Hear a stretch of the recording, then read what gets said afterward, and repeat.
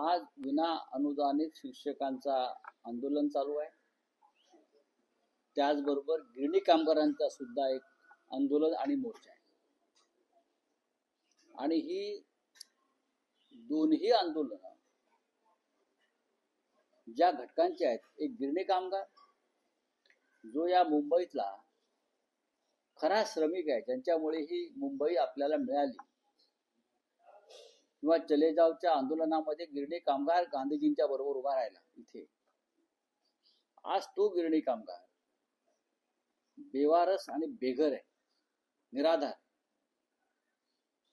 आज गिरणी कामगारांचा मोर्चा निघेल आणि त्या आंदोलनामध्ये शिवसेना पक्षप्रमुख उद्धव ठाकरे हे उपस्थित राहणार.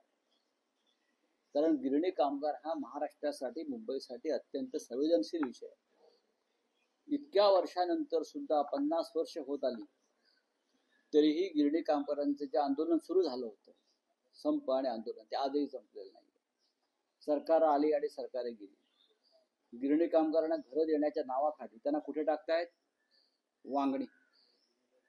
वांगणी कुठे माहिती आहे ते विचारा आमच्या मुख्यमंत्र्यांना आणि उपमुख्यमंत्र्यांना.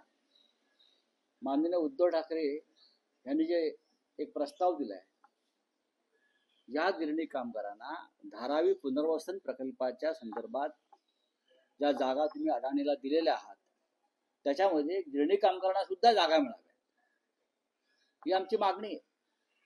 मुंबईतल्या शिल्लक गिरणी कामगारांना किंवा त्यांच्या कुटुंबियांना मुंबईतच आपण प्रस्थापित केलं पाहिजे. विस्थापित नाही करायचं, प्रस्थापित केलं पाहिजे. तसं नसेल तरी मुंबईतले सगळे मोठे मोठे भूखंड आपण अडाणीला का देतो?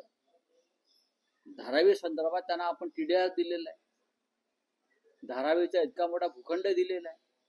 याशिवाय मदर डेअरी पासून दैसर मुलुंडचे टोल नाके, डंबी ग्राउंड, मिठागृह असे अनेक भूखंड त्यांना दिल्यावर हे कोणत्या धनदांडग्यांसाठी आहेत? मुंबईचा गिरणी कामगार हा इकडला भूमिपुत्र आहे, मराठी माणूस आहे. आमची मागणी कायम राहील की यांना मुंबईच्या बाहेर न टाकता यांना धारावी पुनर्वसन प्रकल्पात सामावून घेतला पाहिजे, मुंबईतच किंवा मुंबई उपनगरामध्ये. आणि यासाठी जर हा मोर्चा असेल तर हा मराठी माणसांचा आवाज आहे. शिवसेना पक्षप्रमुख उद्धव ठाकरे या मोर्चाला शेवटी उपस्थित राहतील. जी सभा होणार आहे तिकडे ते मार्गदर्शन करतील. शिक्षकांचा प्रश्न तर आहेच. हे सरकार नक्की कोणते प्रश्न सोडवत आहे? गिरणी कामगारांचा प्रश्न सुटलेला नाही, सुटत नाही. शिक्षकांचे प्रश्न सुटत नाही. प्रत्येकाला आश्वासन आणि तोंडाला पानं पुसली जात आहेत. मग सरकारने गेल्या काही काळामध्ये नक्की कोणते प्रश्न सोडवले? ठेकेदारांचे, आमदारांचे 50-50 कोटीचे.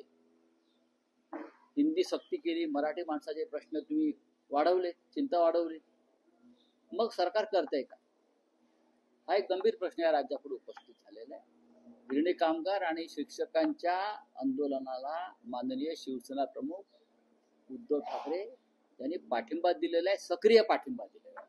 आजच्या मोर्चामध्ये आमचे सचिन अहिर असतील, इतर सगळे शिवसेनेचे प्रमुख त्यात सक्रिय सहभागी या मोर्चाच्या आयोजनामध्ये. आणि म्हणूनच सन्माननीय पक्षप्रमुख उद्धव ठाकरे आजच्या मोर्चाला गिरणी कामगारांचे उपस्थित राहणार आहेत. आमदार संजय गायकवाड यांचे व्हिडिओ समोर आले. त्यांनी कॅन्टीनमध्ये आमदार निवासच्या कॅन्टीन तिथे जाऊन मारहाण केली आहे. मात्र मारहाणीनंतर त्यांनी एक स्पष्टीकरण दिलं की डाळ खराब होती, त्यामुळे हा प्रकार जो घडलेला आहे. जर डाळ खराब असेल त्याला जबाबदार कोण आहे? तुमचं सरकारच आहे ना. ही डाळ, याच्यापेक्षा वाईट डाळ महाराष्ट्रामध्ये आदिवासी पाड्यांवर गोरगरिबांच्या घरामध्ये मिळते. मोदी जे काय फुकट धान्य वाटतायत सगळ्यांना, त्या धान्याची क्वालिटी आपण बघा. फक्त आमदारांना 50 कोटी मिळालेले आहेत, ठेकेदारांना, जे जेवण करणारे कॉन्ट्रॅक्टरना 50-50 कोटी मिळालेले नाहीयेत. त्याच्यामध्ये भ्रष्टाचार आहेच त्या कॅन्टीनमध्ये सुरू. म्हणून अशा प्रकारे टॉवेलवरती मारहाण करायची का आमदारांना? तुम्ही चित्र पहा.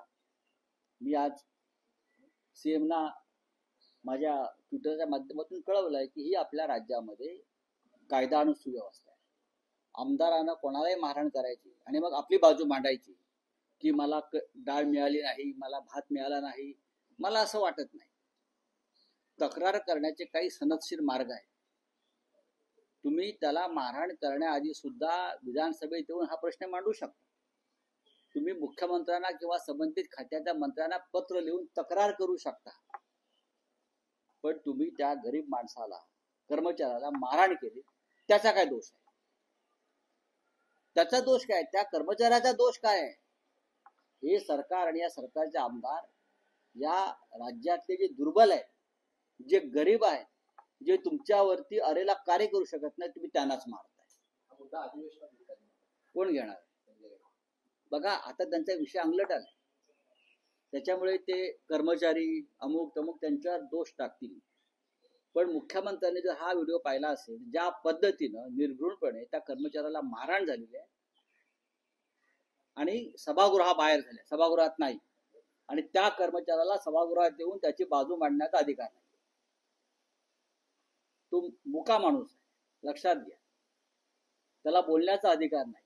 तो गरीब आहे आणि तुम्ही गरीबाला अशा प्रकारे लाथाबुक्क्याने तुमचे आमदार सरकारचे मारतायत, सर्वत्र मारतायत. त्याच्यावरती कारवाई व्हायला पाहिजे ना.